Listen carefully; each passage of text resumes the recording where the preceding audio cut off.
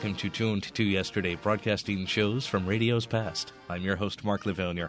Coming up in this hour, horror. Later on, The Birds is adapted on Escape, but right now, The Creaking Door, a 1950s broadcast hailing from South Africa, an episode called The Cards.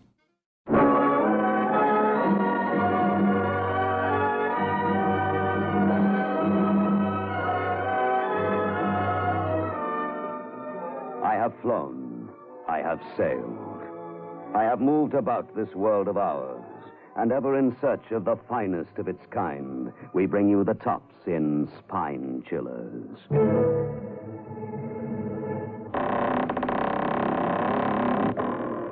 The Creaking Door.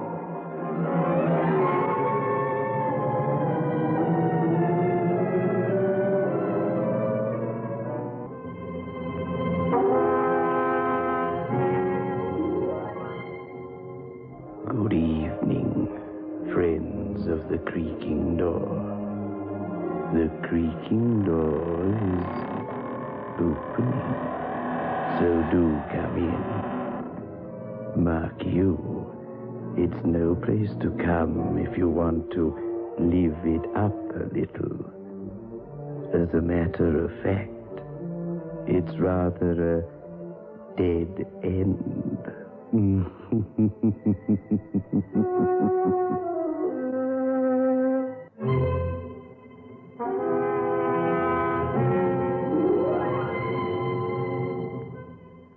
What could be more harmless than a village fete run by the vicar for charity? The little tents and sideshows, the jumble sale, the village ladies all working hard to help the needy. What a pity our little fate may turn out to be a fate worse than death. Oh, well, it all looks so jolly this year, Mrs. Matthews. And the weather's been so kind. Vicar, we've been very lucky. Oh, do please have your fortune told before you leave us, won't you? Mrs. Heyman is telling the fortunes this year, and she's working so hard. Well, you know, I've always been rather reserved about having fortunes told at our annual fete. Oh, it's only in fun. Who could be more devout than Mrs. Heyman? Very well. As you say, it's all in a good cause. Come on, ladies, have your fortunes told. Cross till Gypsy Farm with Silver. Oh, afternoon, Vicar. Going splendidly, isn't it? You're all making it go splendidly, my dear Mrs. Heyman. I've come to have my fortune told, by the way. Come into the tent, Vicar. You know, I couldn't get a crystal ball, so I substituted a pack of tarot cards. Oh, do sit down. Thank you. Of course, you know the theory behind this kind of divination. I don't know anything about it at all. It's so old that the primitive African witch doctor uses the principle when he throws the bones. Yes, it's very ancient and very evil. Oh, well, my dear Vicar, this is one of those occasions on which out of great evil cometh great good, isn't it? Charity will benefit after all. Now, one spreads the cards out like this. Oh, there's man's fate, the hanging man, suspended by his feet from a gibbet. The wheel of fortune. It's all symbolic, of course. There is the devil. And there is death. Very interesting to a student of comparative religion, of course. Well, I don't understand anything about it. This is just a game. A nasty game. Unless done in the name of charity, when we all understand the whole thing is merely a joke. The idea was the spirits, evil spirits, take possession of the diviner. In this case, you, Mrs. Heyman, and spell out the future through the cards. A ridiculous notion, of course. Well, I've got a little book here that tells the combinations. Now, in the first place, you're unmarried. Oh, everybody knows that I'm unmarried. Oh, please, Vicar, let's try to preserve something of the atmosphere. There. You're going on a long voyage. But everybody knows I'm visiting the mission stations in Tanzania. You will meet a tall, blonde woman, a widow. There are prospects of romance. Oh, unlikely. Unlikely for me. Oh, yes. There, you see? You're going to cross water, and there is the prospect of an inheritance. Fear death by fire. Fear that which flies in the air, but is not a bird. Fear the things of night, the bat, the wolf, the leopard. Speak only truth, or evil will strike you. Please, wake up, Mrs. Hayman. Wake up. Oh, mercy me. She seems to have fallen into some kind of trance. The shuttle flies back and forth, and the thread is spun into the lives and deaths of men. Fear the flash of fire. Fear the high face of the sun at noon. Fear the agents of the dark. Fear the man with a skull's face. My dear Mrs. Hayman, please. Oh, dear, I must get help. Help! Help!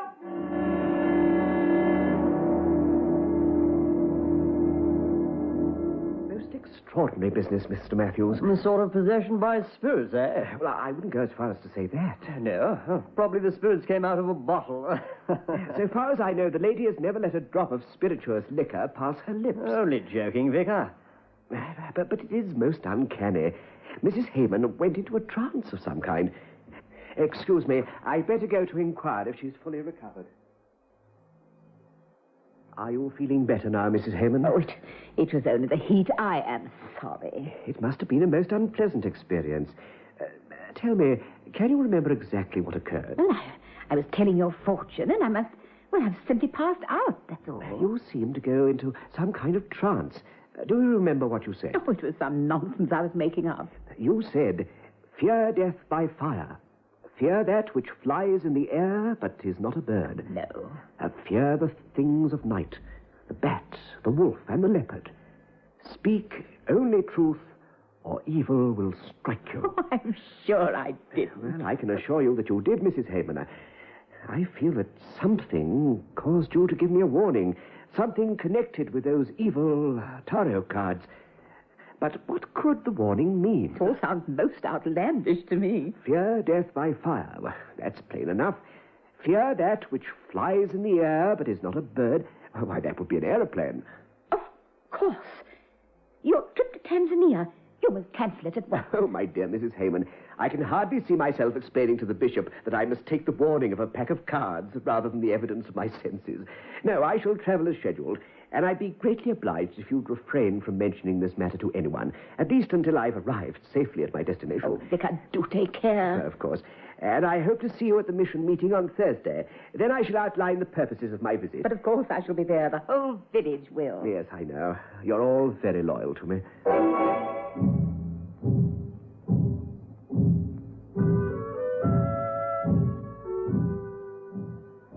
And now, without further ado, I'm going to ask the Reverend John Simmons to tell us about his coming visit to Tanzania. Well, you all know the story. Tom Shelby was born in this village. He was a wayward boy, but did splendidly in the war. Later, he became a prospector in darkest Africa, but he never forgot his home village. Yeah. After the famous diamond find by Dr. Williamson, Tom Shelby took a quick look at the Ubongi district and discovered the fabulous Shelby diamond pipe. He gave a tithe to the church, 1/10 of the profits of that fabulous mine, and he has named his bequest after this, his native village. Wonderful. First class. It is the wish of the diocese that I go out and tour these mission stations and bring back to you a report of progress. I shall journey to London tomorrow by car and then from London Airport.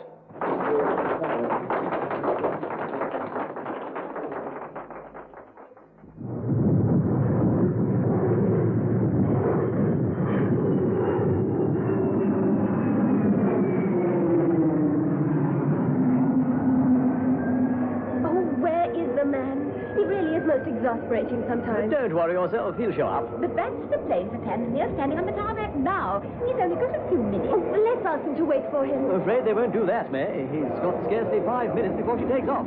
There's customs and immigration proceedings to go through. Oh, it really is too bad of him. Where can he be?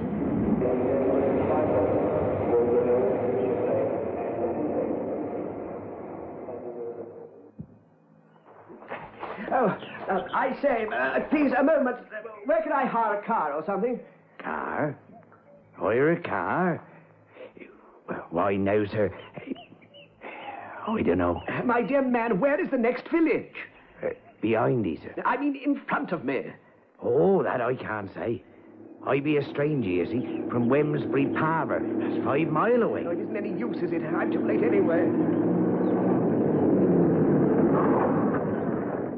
I say, want to live? Oh, yes, indeed. It's frightfully important. You see, I'm catching a plane this morning for... Okay, jump in.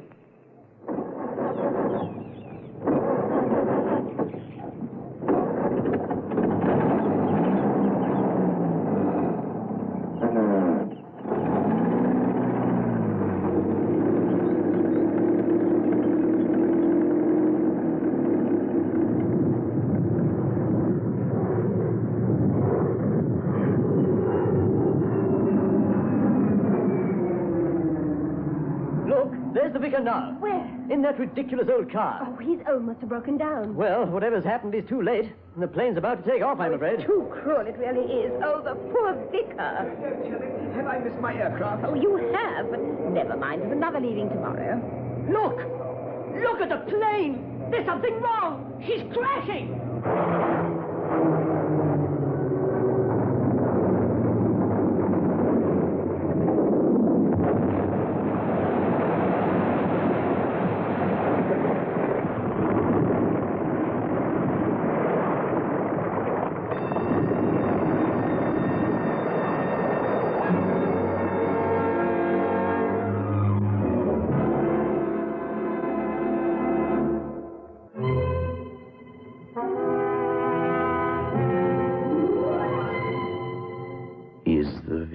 Merely very lucky, or does he have powerful friends? Let's find out, shall we? Personally, I like playing with the tarot cards, but it isn't much fun from the fortune-telling point of view, because, you see, my future is behind me. Vicar, there's a gentleman from Scotland Yard to see you, Inspector Stone. He's with Mr. Matthews now in your study. Yes, I shan't be a moment. Oh, tell me, Mr. Matthews, did you go to see the vicar off at the airport? Yes, Inspector, I did. I don't mind telling you how envious I was. I know East Africa, and I like it. The great Tom Shelby was my half-brother, you know. Well, that's luck. If the vicar had boarded that plane... Yes, exactly. Do you know him well, sir? Who? The vicar? Yes, fairly well. Why? Can you keep something under your hat? If I have to. Well, that aircraft was sabotaged. And don't ask me how or why. There was a Tanzanian cabinet minister aboard. Perhaps they were after him. In any case, the only passenger who didn't quite make it was your vicar. But his baggage got aboard, didn't it? But surely you can't Can't mean I, that... sir? Why not, eh? He must be a suspect, mustn't he? Well, technically, I... But then there's no motive for him blowing up a plane full of people, is there? Unless he's mad. It's quite unthinkable. I can tell you plenty of stories about him.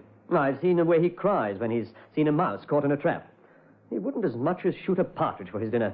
No, you're on the wrong track, I'm afraid, Inspector.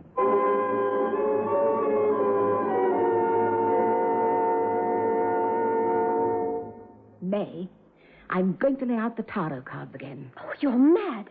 Hasn't it caused enough trouble already? You aren't thinking very clearly, my dear. The cards warned of the accident. They didn't cause it. Fear the things of night. The wolf, the bat, and the leopard. Isn't that how it went? Then there was a bit about telling the truth or evil coming. Yes, I might get another message. Just let me look out of the window. We can see the vicar's house from here. Yes, the light is still on in the study. Is the police car still outside? Yes. Oh, but they've been with him for hours and hours. That poor man is plagued by the most awful misfortunes. Well, I think he was extremely lucky this morning. Don't you? With a little less than his luck, he'd be... Well, the other victims are. Lay out the cards. Very well.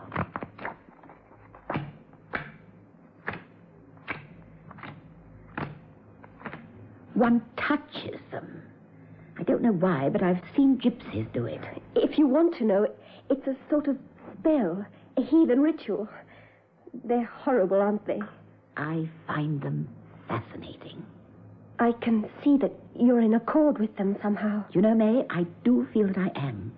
I felt it from the first time I held them in my hand. Harriet, where did you get them? I bought them from an old gypsy woman. She told me they were true cards. Of course, I didn't believe her. Not then. She showed me how to use them. I wouldn't have had the nerve to go down there alone. Just a moment. Something's coming through. Read me. Something like, read me plain. The mud stinks and bubbles blue under the stream-hot sun.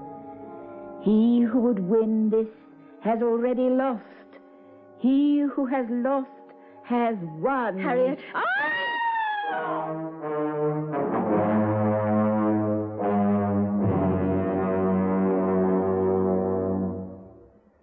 Now, I want you to go over that bit again, Mr. Simmons. Oh, dear, I'm dropping off to sleep. You want the swine court who blew up that aircraft, don't you? Yes, you know I do. Then give me your cooperation.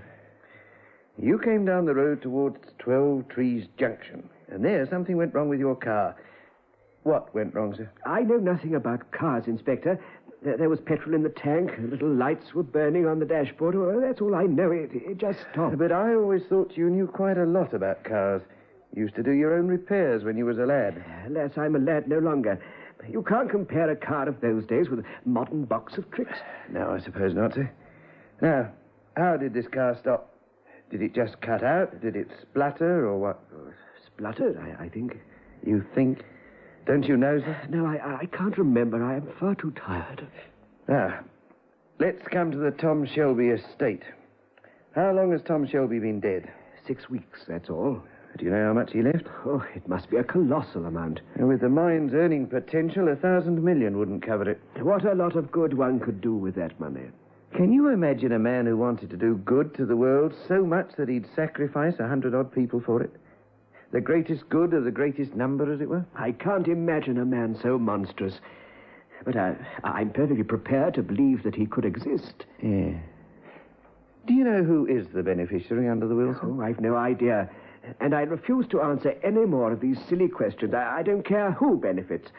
Although I'm sure Tom would have left a tithe for the church. So you don't know who's the beneficiary? Why, you are, Mr. Simmons. You are.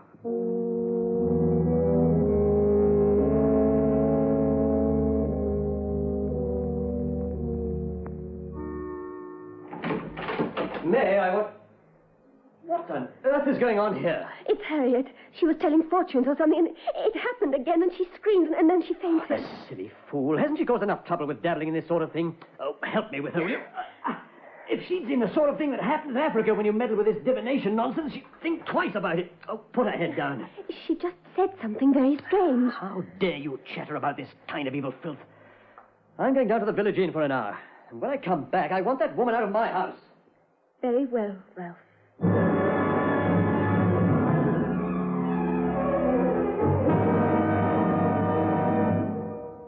Well, Vicar, good night to you. I can let myself out. No, I shall see you to your car. I feel like a breath of fresh air in any case. Oh, as you wish, sir.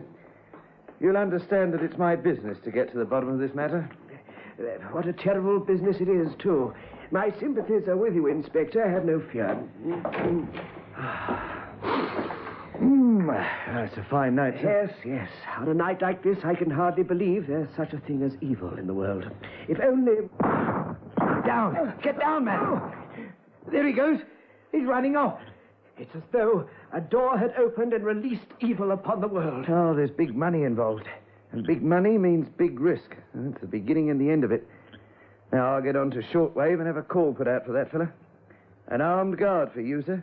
Night and day.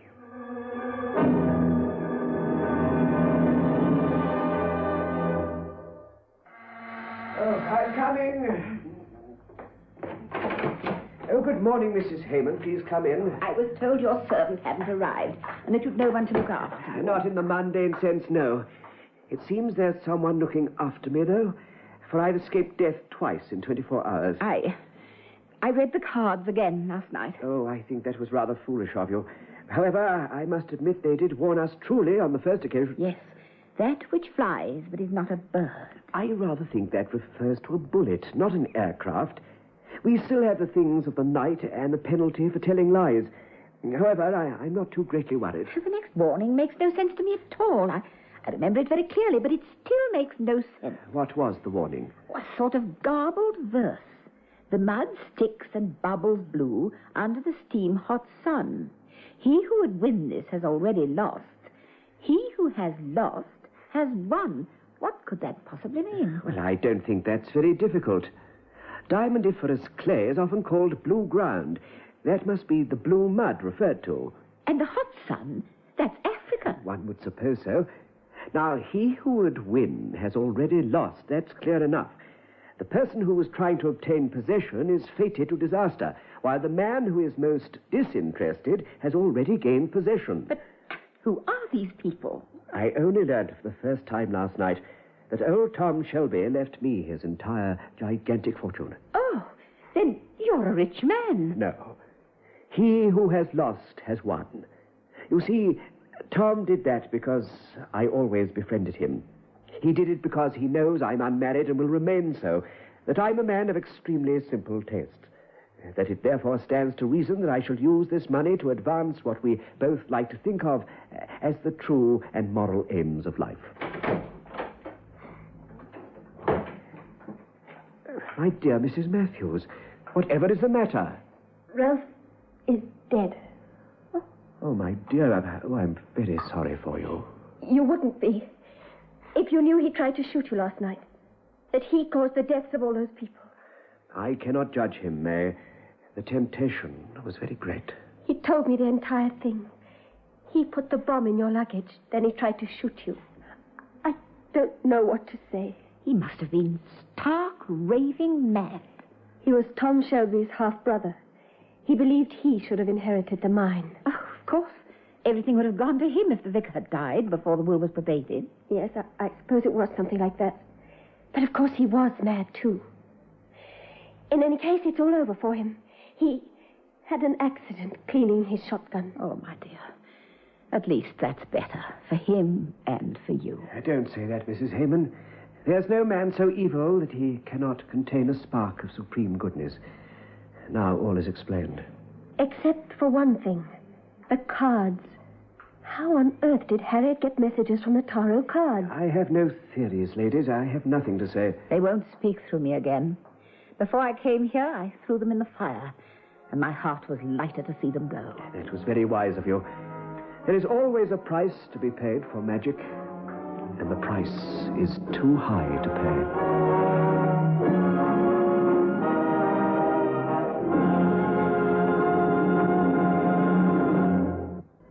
Poor Ralph Matthews' scheme collapsed like a pack of tarot cards. Would you like a pack? You can get them here, behind the creaking door.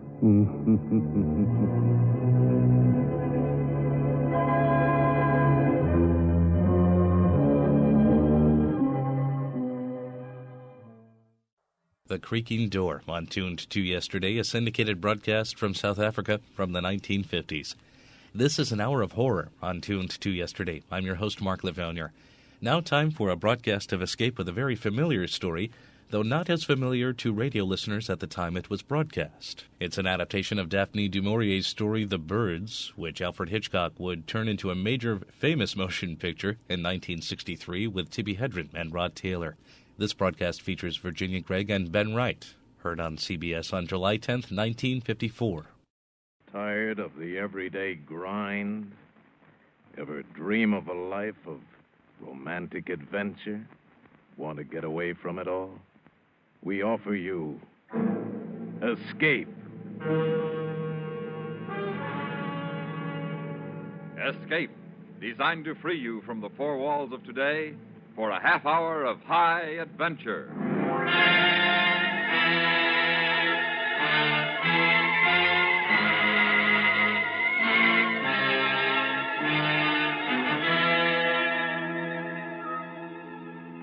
You are in a farmhouse on the southern coast of England, the autumn countryside around you desolate and bleak. And you know that in the dusk outside, waiting patiently for you, silently watching for you, is an enemy from whom there may be no escape. Listen now as Escape brings you Daphne du Maurier's story, The Birds.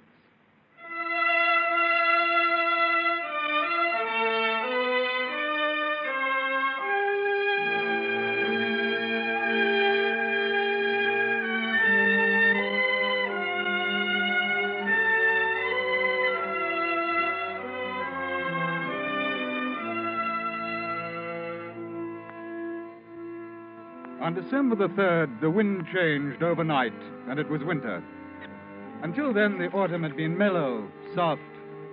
The earth was rich where the plow had turned it. I didn't do the plowing, no. My wartime disability had seen to that.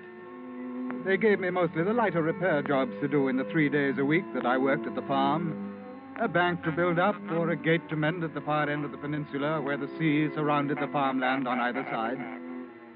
Deborah and I had taken a cottage up here to try again, for the sake of the children. And it seemed to be working fairly well. I enjoyed my work on the farm. It was pleasant to pause at midday to eat the lunch that Debbie prepared and brought to me. We'd sit there on the cliff while I ate, and we'd watch the birds. So many of them, Nat. Yes. Oh, the autumn's better than spring for watching them. Oh, why? Oh, well, in the spring, they're content, they're full of purpose, they know where they're going, there's no delay. But then in autumn, it's different. The birds that don't migrate seem to follow a pattern of their own. Pattern? Great flocks of them here on the peninsula. Restless, uneasy, wheeling, circling, coming to rest, and flying again. The land birds and the gulls down there in the bay. A strange sort of rhythm in their movements. They don't really go anywhere. Doesn't seem to be any purpose to it. No. Or if there is, we don't see it. There's restlessness. And they're more restless this year than usual, it seems to me. Do you know, this morning 2 gulls flew so close they knocked off my cap? Jill said yesterday when the school bus let her off, there was quite a few of them overhead, as if they'd been following. Oh, well, I suppose it means a hard winter. They always seem to know. Perhaps a message comes to them in autumn. A warning. About winter. And about death. Nat. Many of them will die, and I think they know it. Perhaps they feel they have to spill their emotion out before they die. Like people who know their time is up and run about stupidly, driving themselves. I wish you wouldn't talk like that, Nat. That black side of you that stirred up the trouble between us before. Oh, I'm sorry, Debbie. But it's come over me lately as I've watched them. The land birds mingling with the sea birds in a sort of strange, unnatural partnership. Land and sea. Life and death.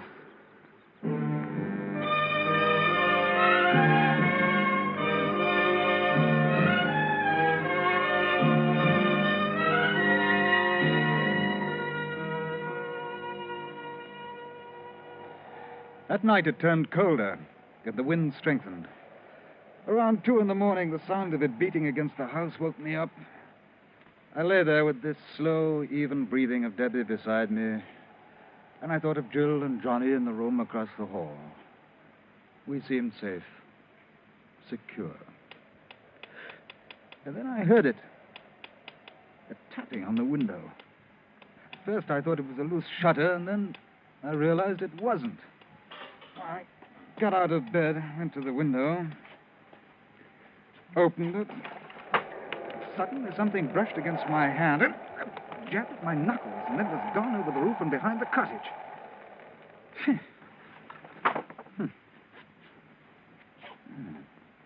Nat, what's it? It's all right, Debbie. It was a bird. I don't know what kind. Bird? Wind must have driven it against the windowsill. My hand's wet. It's blood. Little beggar drew blood. Good sleep, Nat. Must have been frightened and stabbed at me in the dark. Well, for the... Nat, the window seat door, it's rattling. I've already seen to it. It's some bird trying to get in. Send them away. I can't sleep with that noise. All right. All right.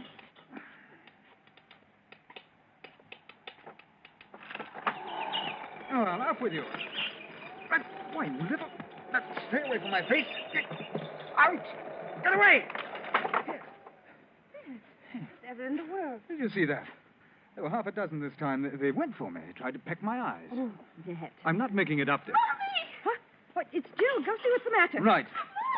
Coming, Jill. They keep firing at me. Where's Johnny? Under the blanket. What's the matter? Quick, get the children out of here. Birds. The room's full of birds. And my face. Get the children out of here and shut the door. Quick! I pushed them out of the room, and now I was alone with the birds. I seized the blanket, and I used it as a weapon, sweeping it right and left. And I could hear the thud of bodies, but they kept coming at me. They're jabbing my hands, my head, trying for my eyes with beaks as sharp as pointed forks. And I wrapped the blanket around my head, beat about with my bare hands, blindly. I don't know how long I fought them. And finally, the beating of wings lessened, and then I was still. I unwrapped the blanket from my face. The cold gray dawn had seeped into the room. The floor was littered with the tiny corpses of the birds. Robins, finches, sparrows, larks. Some had lost feathers in the fight. The others had blood. My blood on their beaks. Sickened, I went to the window. And the fierce sea broke harshly in the bay. But there was not a bird in sight. Not a sparrow chattered in the hedge. No early thrush or blackbird pecked on the grass for worms. There was no sound at all but the east wind and the sea. Ned? I'm all right, Debbie. I didn't know what... You're covered with blood. Some of it's the birds. Look on the floor. Oh, so many of them. Yeah, 50. I counted them. It's horrible. Come on, darling. I'll clean the room later when I've more stomach for it. It must have been ghastly for Are you. the children all right? Yes, I put Jill to work making tea. Johnny's in our bed just now asleep. Nat, why? The birds? Well, it must be the weather. The sudden change confused them. It has to be that. The tea's ready, Mummy. Oh, good. Did you drive away the birds? Yes, they're all gone now, Jill. I hope they won't come again. Perhaps if we put breadcrumbs for them outside the window, they'll eat that and fly away. Perhaps, dear. I've already had breakfast. I'd better hurry or I'll be late for the school bus. Yeah, I'll walk with you to the road, Jill. Yes, I think that'd be a good idea. I'll go get my coat and books. I didn't want her to walk alone. Nat, they wouldn't come back again. Well, I'll go over to the farm and find out if they heard anything during the night. You keep all the windows and doors closed, Debbie, just to be on the safe side, hmm?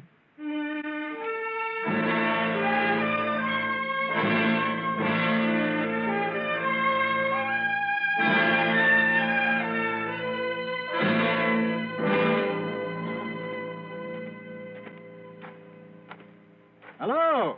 Anyone about?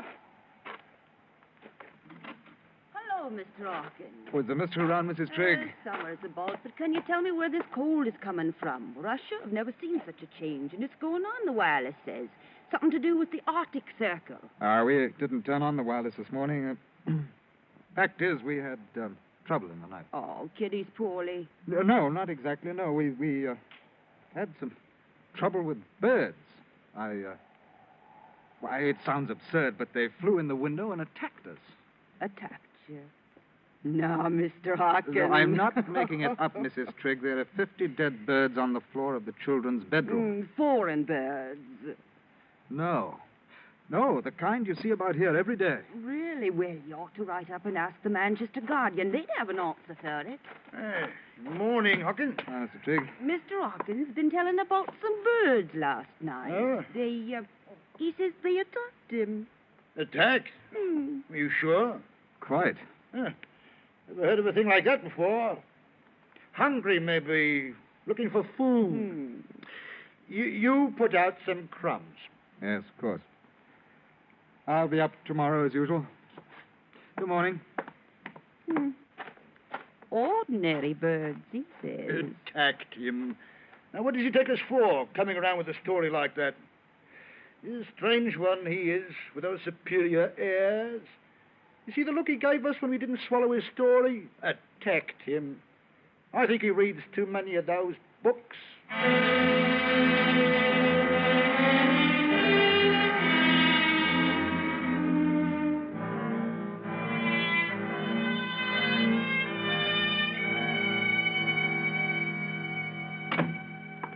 Nat, did you find out anything at the farm? No. The Triggs' brilliant advice was to put out some crumbs. Debbie, I looked all around this morning. There's not a single bird in sight outdoors. Where have they gone? I don't know. And the Triggs had no trouble last night? Not only that, they clearly thought I was imagining it. Oh, I heard Trigg mutter something about my superior airs and reading too many books as I walked away. Nothing's real to those clods until it hits them over the head. Well, they're nice enough people, Nat. It's just that they're isolated up here. Well, that's certainly the polite word for it. I haven't been able to face going into the children's room. The birds... Oh, yes, I'll go and clean it up. I suppose the least I can do is give the little beggars a decent burial.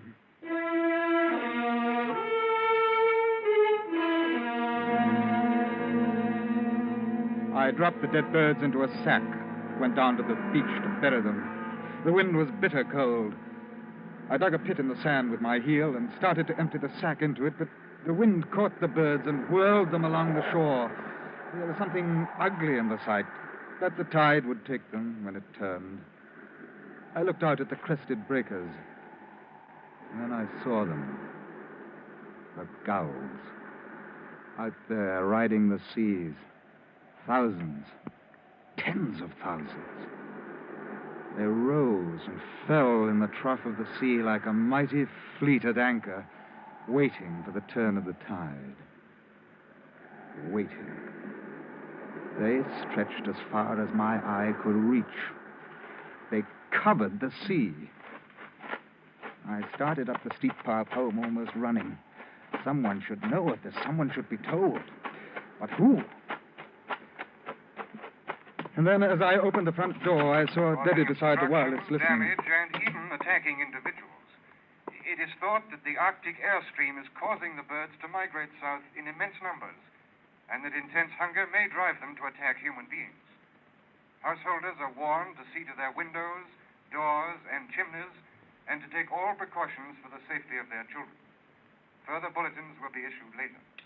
They've been repeating it every few minutes since you left. Well, perhaps now those empty-headed idiots at the farm will know that I was...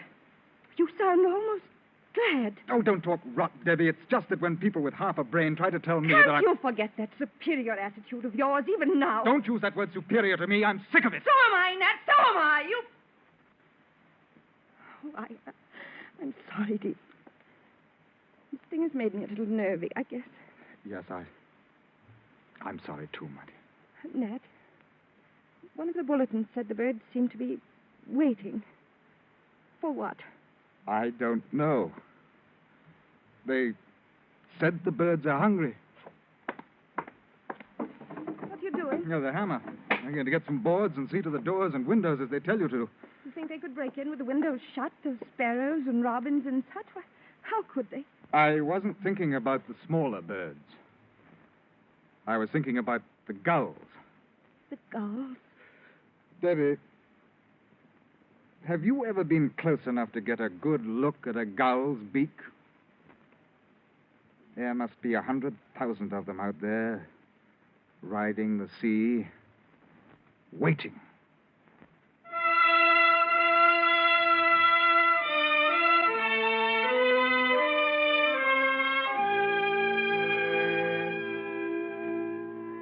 The rest of the morning, I worked upstairs, boarding the bedroom windows. And I wondered whether they'd take these precautions up at the farm. I doubted it. It'd probably be a big joke to the Triggs. But according to the wireless, it was no joke. At first, some of the bulletins had been light in tone, but as the morning wore on, the concern in the announcer's voice became more and more apparent. Well, after I'd finished upstairs, I took the rest of the lumber down, boarded up the lower floor windows. What they ought to do is call the army out and shoot the birds. That would soon scare them off. Debbie, how are we off for food? Now, Nat, whatever next. Now, never mind. What have you got in the larder? It's shopping day tomorrow, you know that. I don't keep uncooked food hanging about. It goes off. But I can put some things in tomorrow. Tomorrow? It's only 3 in the afternoon, and it's almost dark. What? Why, yes. The sky. It looks so heavy. Nat, what's the matter? You've gone quite white. Look. The tide's turned. The gulls, They've risen. circling over the sea. Not a sound from them. Nat. I'm going for Jill. I'll wait for her at the bus stop. You keep Johnny inside and keep the door shut.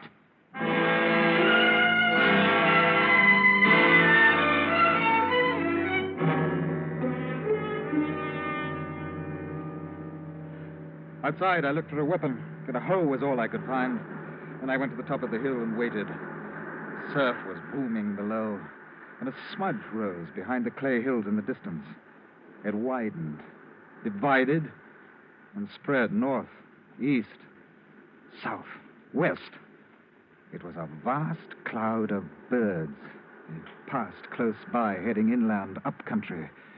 They had no business with the people here on the peninsula. Rooks, crows, jackdaws, magpies, birds that usually preyed upon the smaller species, but this afternoon they were bound on some other mission. They've been given the towns, I thought. They know what they have to do. We don't matter so much here. The gulls will serve for us. The others go to the towns. And finally the bus came. When Jill got up, I took her by the hand. What's the horse for, Daddy? Oh, I just brought it along. Come along now, darling. Let's go home. It's cold. No hanging about. I want to play a bit in the rain. Not tonight. Now, come on. No dawdling. Look, Daddy. Look over there. Look at the gulls. They're flying in from the sea. They're so quiet. Yes, do hurry, darling. Where are they flying to? Oh, up country, I dare say, where it's warmer. Don't go so fast. I can't keep up. Hurry. The gulls, they're circling. It looks like they're waiting for something. Yeah, for a signal, an order. What? Nothing. Come on, dear, faster. But I can't go faster. Wait. There's Trigg in his two-seater. Well, looks as though we're in for some fun, Hawking. Have you heard the news? Everyone's gone bird crazy, talking of nothing else. I'm going to take a crack at them with my gun. Could you run Jill home first? Oh, yes, of course. Not room for you two, I'm afraid. Oh, that's all right. Just get Jill home. Get in, Jill, dear. You like to come shooting with me? No, thanks. Have you boarded your windows? No. A lot of nonsense. They like to scare you on the wireless. I'd board them if I were you. Oh, go on. You're windy. Well, see you in the morning. I'll give you a gull breakfast.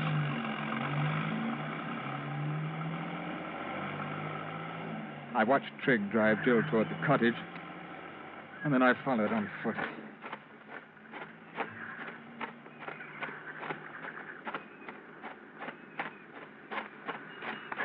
The sound made me look up. The gulls were approaching. The order had been given, and the farm was their target. The black-backed gulls were leading, and there were bigger birds. Gannets, terns.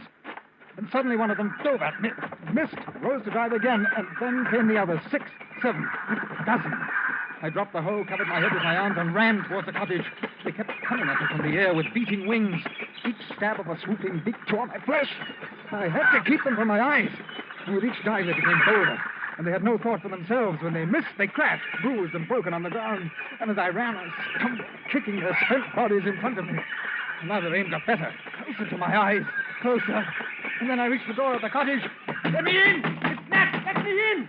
And then, above me, I saw the gannet, poised against the sky for his dive. The gulls drew back, only the huge gannet. The wings folded suddenly to its body, and it dropped like a stone at me. The door opened, and I flung myself in. Good Lord! What was that? A gannet. He'd have split my skull.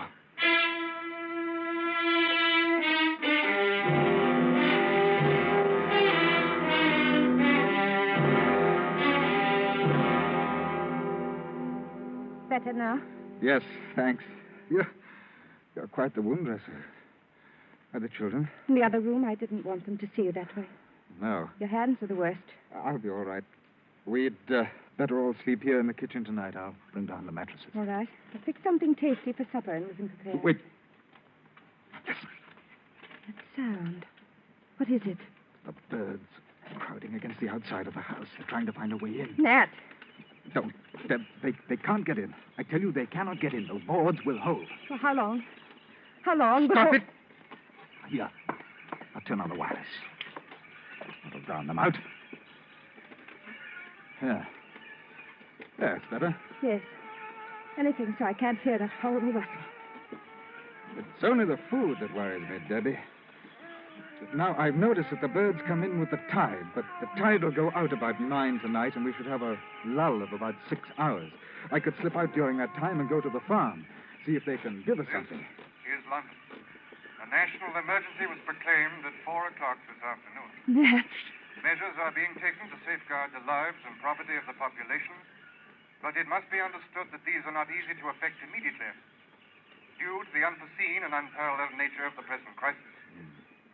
It is absolutely imperative that everyone remain indoors until further notice. The birds, in vast numbers, are attacking everything in sight. The population is asked to remain calm and not to panic. There will be no further transmission from any broadcasting station until 7 a.m. tomorrow. It's like this all over, then. All over. Debbie, about supper, let's forget it. Let's all just try to get some sleep.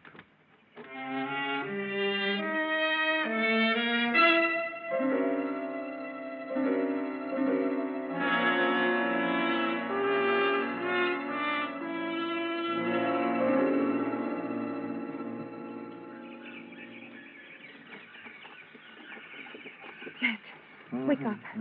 Nat, they're back again. But what time is it? A little after 3. The tide's come in again. There's been a queer smell the last few minutes. Rather like burned feathers. What? Burned feathers? The chimney. I forgot to keep the fire up. They're coming down the chimney. No. Where's the oil? On the shelf. There they are. They're squeezing through the chimney. Stand back. I'm going to throw the oil on the coals. That'll get them. Nat, I can't stand it. Get me paper, wood, anything it'll burn. Hurry. Their charred bodies kept dropping down the chimney. I raked them to one side, but more came. I threw on the rest of the oil. We piled papers on it, kindling, anything. The flames roared higher. More bodies. The stench was unbearable. I kept at it. Finally, they gave up. And I went over to the basin. I was sick.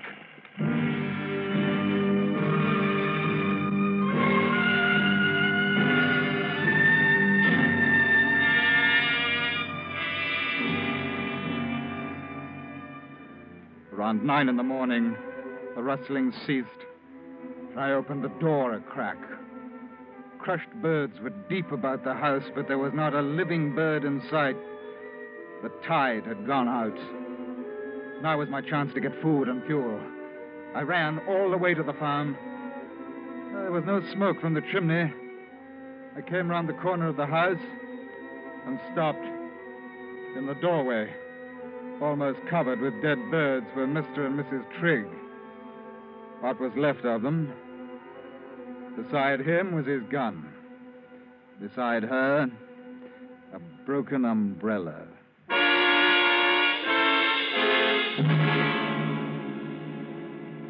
I loaded the 2-seater with all the food I could find, enough for perhaps 3 days, and drove back to the cottage. I told Debbie the Triggs didn't need their car for a while and had told me to take it. She said nothing, and towards nightfall, the birds came back again. We sat by the fire and listened to the rustle as they crowded against the house. But this time there was a new sound. They'd brought up their heavier forces against us, the birds with larger beaks. I could hear the sound of tiny bits of wood being torn away. They'll stay till the tide turns. Then they'll leave. Then they'll come back again. And they'll keep coming back. Nat. Yes? The Triggs. They're dead, aren't they?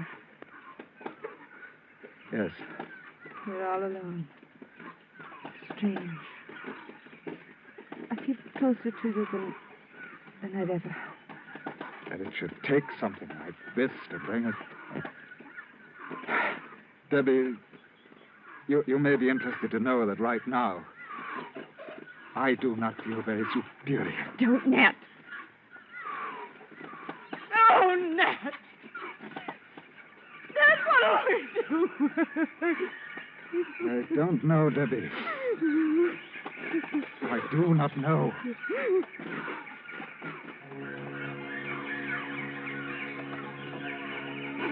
I listened to the sound of the splintering wood, and I wondered how many million years of memory were stored in those little brains behind the stabbing beaks, the piercing eyes, now giving them this instinct to destroy mankind with all the deft precision of machines.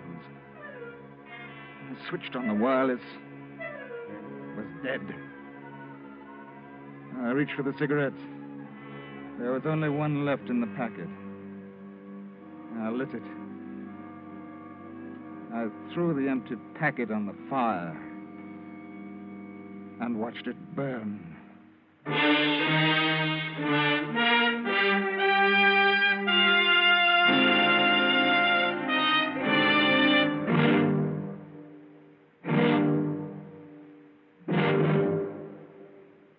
Under the direction of Norman MacDonald, Escape has brought you The Birds by Daphne du Maurier, specially adapted for radio by Robert Wright. Escape, on Tuned to Yesterday, a CBS radio broadcast from July 10th, 1954, wrapping up this hour of horror on Tuned to Yesterday. Be sure to be with us next time for more great programs from radio's past. Until our next hour together, I'm Mark Lavonier. Thanks for listening.